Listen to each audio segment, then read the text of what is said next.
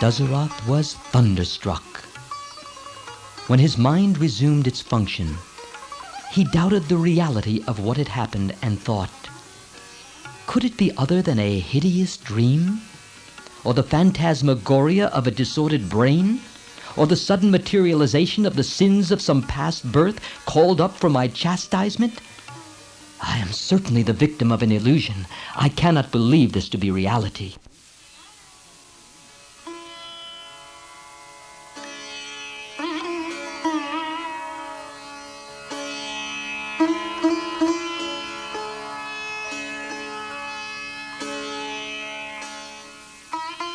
Unable to stand the confused agony of shapeless terrors, he closed his eyes and became unconscious.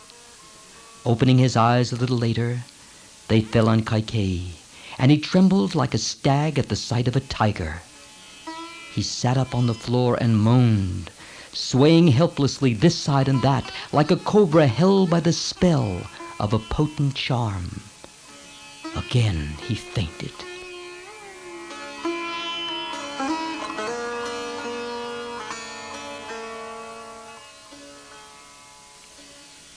After a long interval, he recovered his senses, and with eyes turned to his tormentor, and inflamed with helpless anger, cried out, "O wicked demoness, destroyer of my dynasty! What harm has Ram done to you? Has he not looked upon you as his own mother? I thought you were a woman, but now I see you are a venomous serpent brought from far away and cherished in my bosom only to sting me to death." Kaikeyi was unmoved and spoke not a word. The king went on, "On what pretext can I banish Ram, whom all the people love and praise? I may lose Kausalya and survive. I may lose the pure-minded Sumitra and survive. But if I lose Ram, I cannot live thereafter. Without water, without sunlight, I may live for a while, but never without Ram. Expel from your mind this sinful thought. With my head bowed at your feet, I beg of you, have you not said many a time, 2 dear sons I have, and of them Ram the elder is dearer to me? In deciding to crown Ram, what have I done but carry out in action your unspoken wish? Why then do you demand these cruel boons? No, it cannot be really that you mean this. You are only testing me to find out if I indeed love your son Bharat. Do not through a great sin destroy our famous line of kings." Even then Kaikeyi spoke no word, but her eyes blazed scornful anger. The king continued, "Till this day you have done nothing to cause me sorrow, never spoken an unworthy word. Who has corrupted you now? I cannot believe that this evil thought is your own. How often have you told me, my dear, that noble as Bharat is, Ram is nobler still? Is it the same Ram that you now want to be sent to the forest? How can he dwell in the forest? How can you even entertain the thought of his going away into the wilderness, infested by ferocious beasts? How lovingly has Ram treated you and served you? How can you forget all this and harden your heart and utter the words, 'Send him to the forest'? What fault has he committed? Of the hundreds of women in the palace, has anyone ever uttered a word against his honor or virtue? The whole world loves him for his great and good qualities. How did you alone among so many find cause to dislike him? Is not Ram like Indra himself? Is not his face radiant with goodness and spiritual light, like a rishi's, a sage's? The whole world praises his truthfulness and friendliness, his learning and wisdom, his heroism and humility. No one has heard a harsh word from his lips. So how can I, his father, say to him, 'Son, go to the forest'? This can never be. Have mercy on me, an old man nearing the end of his days. Kaikeyi, ask for anything else in this kingdom. Ask for everything else and I will give. With folded hands I beg you, do not send me to my death. Clinging to your feet I beg you humbly, save Ram. Save me from sin.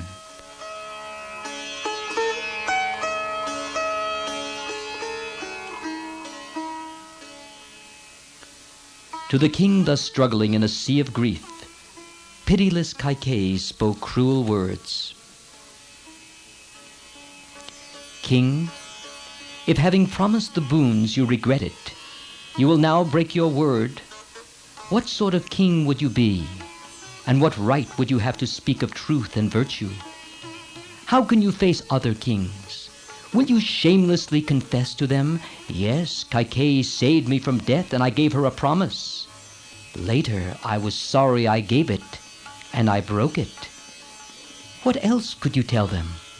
All monarchs will shun you as a disgrace to their order, and common people will laugh in scorn at their rulers and say, kings break promises even when given to their queens. Do not expect kings to keep their word. Do you not know that Saibia, to redeem the pledge he gave to a bird, cut the very flesh off his bones and gave it away? Have you not heard of Alarka who plucked his eyes out to keep his word? The sea stays within its limits and does not overflow the land because it feels bound by its agreement. Do not violate your solemn pledge. Follow the path of your royal ancestors. Oh, I fear that you, their unworthy descendant, will forsake righteousness. You will crown Ram and you will dally with Kausalya. What do you care what happens to morality? What do you care what happens to truth? If you deny me the gifts you promised on oath, I shall this very night drink poison and end my life. You may anoint and install Ram, but before your eyes, O promise breaker, I shall be dead. This is certain, and I swear it in the name of Bharat. It will be well and good if you fulfill your promise and banish Ram to the forest. Else, I shall end my life. With this firm declaration, Kaikeyi stopped. Dasarath stood speechless, staring at his pitiless wife. Was this lovely creation really Kaikeyi, or a demon? Then, like a huge tree felled by a forester with his axe, the king shook and toppled down, and lay stretched unconscious on the floor in pitiful ruin.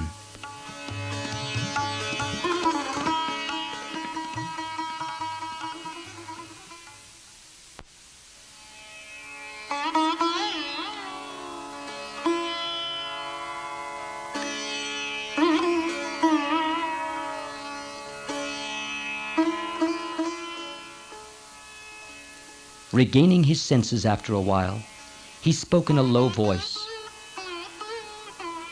Kaikeyi, who has corrupted your mind to see me dead and our race destroyed?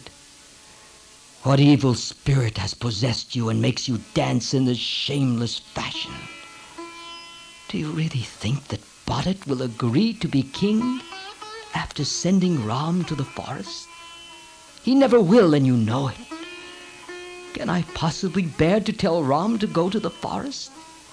Will not the kings of the world despise me, saying, this attached old dotard has banished his eldest son, the best of men? Don't you see that they would laugh at me? It is easy enough for you to say, send Ram away to the forest, but can Kausalya or I survive his departure? And have you thought of Janak's daughter? Would it not kill her to hear that Ram is to go away to the Dandak forest? Cheated by your face, I thought you a woman and took you for my wife. Like a deluded man, tempted by the flavor of poisoned wine, I was lured by your beauty into marrying you. Like a deer ensnared by a hunter, I am caught in your net and perish. Like a drunken Brahmin in the streets, I shall be universally despised. What boons have you demanded? Boons that forever will taint the fame of our dynasty with disgrace. If I tell Ram to go to the forest, yes, He will cheerfully obey and go to the forest.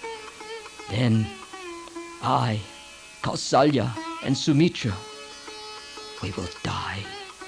How will you enjoy the kingdom thus secured, O sinful, foolish woman? And will Bharat agree to your plans? If he does agree, he shall not perform my funeral ceremonies. O shameless woman, my life's enemy, kill your husband and attain widowhood to enjoy the kingdom with your son. Oh, how sinful are women, and how pitiless. No, no, no.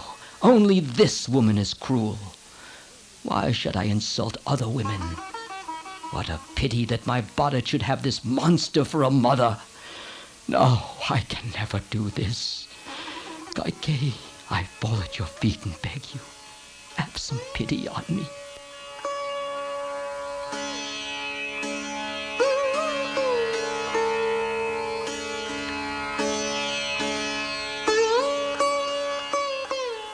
The king rolled on the ground and writhed in agony. No matter how humbly he begged, Kaikeyi was obstinate and said firmly, "You have yourself boasted that you are a truth speaker. But now, having sworn before the gods that you have granted a boon, you attempt to retract your promise. If you break your word, I shall surely kill myself, and that will not add greatly to the glory of your dynasty, of which you are so proud." "Very well then," said Drazarath. "Let Ram go to the forest, and let me die. Having destroyed me and my race, a jubilant widow, you will gain your wish and seek joy in your life."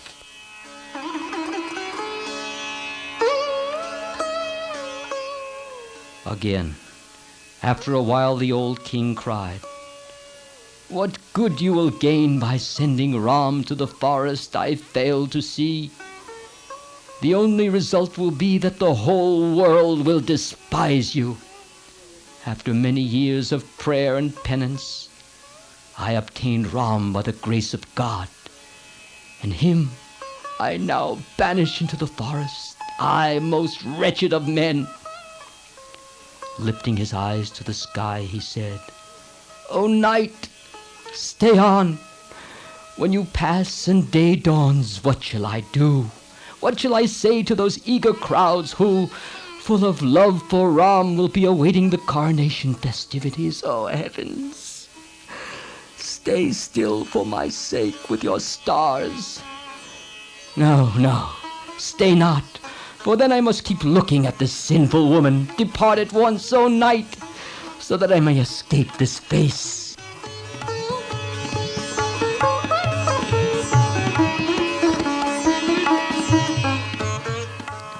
Thus delirious and conscious by turns, the poor old man suffered agony, a king who had reigned for 60,000 years. "Pity me, Kaikeyi.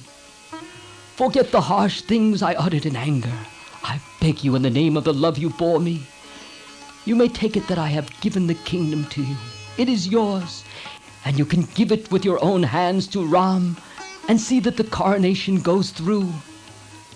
The royal assembly has decided, and I have announced to the elders and to Ram that his coronation is to take place tomorrow. Let not this announcement become false. Have pity on me. Give the kingdom as your own to Ram. The fame of this magnanimous gift will last as long as the world endures. My wish, the people's wish, the elders' wish, Bharat's wish, they are all that Ram should be crowned. Do this, my love, my life." Again the king clung to the feet of Kaikeyi, but she answered, "Have done with this foolery. See that you do not break your word and drive me to keep mine and kill myself. It is useless for you to try to evade." The king replied, "With due rights and in the presence of fire, I took your hand and called you wife. Here and now I renounce you, and with you the son you bore. Night is gone, the dawn is near, and the morning will see not Ram's coronation, but my funeral. Kaikeyi cut him short. You are prattling vainly. Send at once for Ram. Let him come here. Tell him the kingdom is Bharat's and he should go to the forest. Keep your promise. Do not waste time. Dasarath groaned. Very well. Let me at last set eyes on Ram's face. My death is near. Let Ram come. Let me see his face before I die. Tied down by truth, this old fool is helpless. And again he fell unconscious.